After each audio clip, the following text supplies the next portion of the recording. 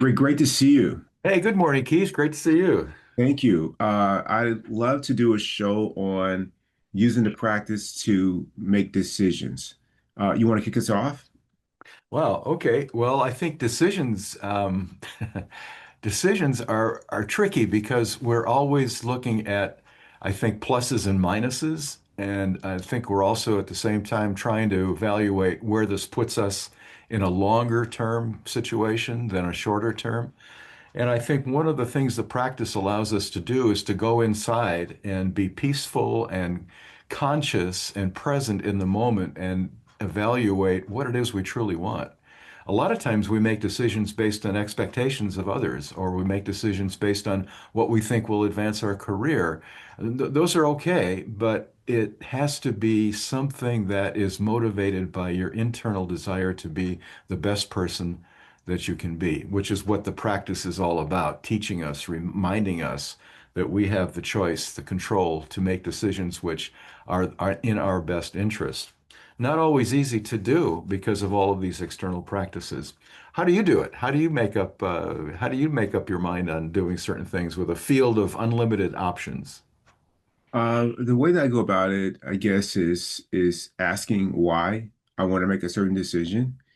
And as long as the decision is not to placate my lower self, then I'm likely to move forward with that decision. So, for example, changing jobs.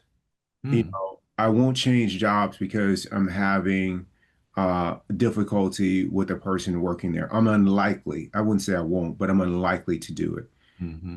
And the reason behind that is because uh, I want to learn how to handle being around somebody that may not be uh, my best friend at work. I want to learn how to handle that so that if I see that situation again in the future, it won't cause me suffering. And I would also like to see that person, look at that person and see if there's something that they're doing that I can grow or learn from and benefit from while letting the other stuff go. So let's say that they, are not a team player, but they're really, really good at project managing or things like that. Then perhaps I can learn from how well that they do project managing and take that and grow from that.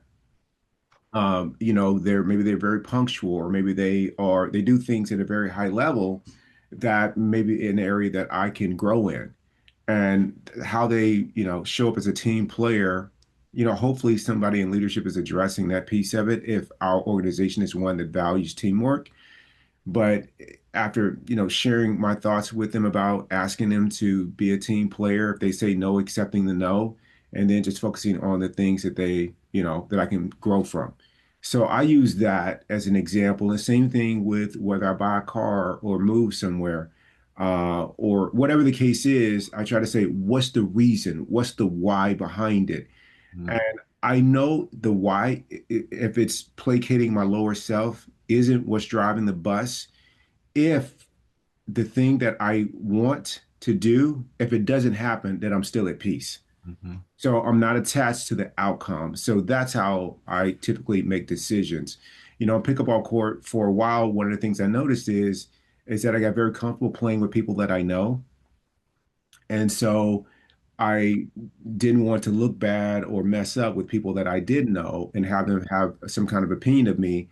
So I was avoiding those situations. So what did I do in that situation is I was like, I got to put myself in in matches in which I don't know the people.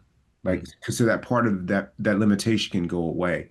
Hmm. So that's how I make, those kind of decisions. Both decisions that seem to be uh, higher stakes and some that seem trivial. What? Let me ask you this. I think that's a wonderful idea, the notion of sitting down with yourself and going inside and asking why. That's a wonderful tool, Keith. I think that's terrific. I want to ask you, is there a particular process that you use? And the reason I ask that is that I think many times a lot of folks make snap decisions where they haven't thought about it, which is okay. And other people languish and languish and reconsider and cogitate and have a very tough time making decisions. And I think both of those situations, are extreme, but there has to be some sort of process that you use that has made you successful. Can you share with us what the process is when you're thinking about something, not on the pickleball court where you're talking about, playing with different people who will challenge you, but I'm talking more about like long term, like a relationship decision or a career decision or a money decision or a travel decision, something major. Is there a process that you go through it? And let me just give you one little example of mine, and that is that when I'm wrestling with something that's really tough, that I've journaled about it and I've done the goods and the bads, and I've tried to do a balance sheet of what's more important, and I've tried to weigh my heart interest, emotional interest versus my logical brain interest. And I don't seem to be getting anywhere. The two things that help me the most are a meditation and usually a walking or hiking meditation in nature where I just let my mind not think about the event. Go there with the idea of learning something by the conclusion of the hour hike or 2 hour hike, but not having any analysis going on in my head. And I just let sort of the environment dictate to me some choices that I might not have been thinking about and maybe lean me toward the proper decision. How about you? What's your process? Thank you for asking, Rick. I love what you do in terms of your process. For me, I come back to what you said earlier. Is this decision or this choice, is it going to help me be my best self? Mm-hmm. And for me, that has almost always included letting go a part of me that doesn't really serve me, even if that part of me seems hidden. You asked me to give, asked me about an example like a relationship. I made a lot of relationship choices based on my basic desires or base desires, how somebody looks and, other things that, are not very important in the grand scheme of things. And so after I ask myself, will this help me grow? Not if it will make me happy, but because growing will make me happy. But I could be happy and still, set myself up for some suffering down the road for a short-term return on being happy or experiencing pleasure in the moment. Mm-hmm. So after I do that question, will this path help me grow? I make sure that the next step is, okay, if I say yes, then okay, be open for where this leads because some of it may be uncomfortable for my lower self. An Mm-hmm. example would be I grew up in the South and I grew up with having a preference of how my mate looked physically, as well as other traits, their personality, what they valued, what they cared about, all those things. And those were things that were given to me or bestowed upon me. I didn't independently come up with what's attractive. It was part of the culture and environment that helped shape what I thought was attractive or what somebody's lifestyle should be. So if I use that as where I was coming from back in the South, what that would mean somebody who is the same biological race.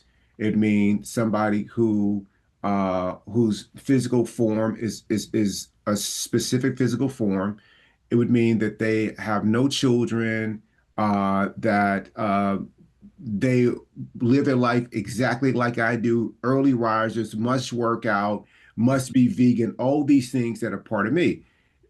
I might as well be dating myself. I mean, that it makes, I'm not going to grow dating myself because I can't go beyond what I already know. So what I found is that when I let those things go and I'm only about growing and being my best self, that may mean that I'm dating someone who is a different biological race, who grew up in a different part of the country. Eventually, I initially said no children. They may have 4 or 5 children. They may have a degree, may not have a degree, Mm-hmm. but they help me grow. they help me experience, more bliss and when I'm with them and happiness. And I don't need them, but when I'm with them, I feel joy. I experience bliss. So that would be an example of my process in decision making Hmm. is along the way, as I confront things that are uncomfortable or things that question this idea of what I thought would make me happy, I let all that go. So I know some people that make car choices not because they came up with the car choice, but they want an expensive car.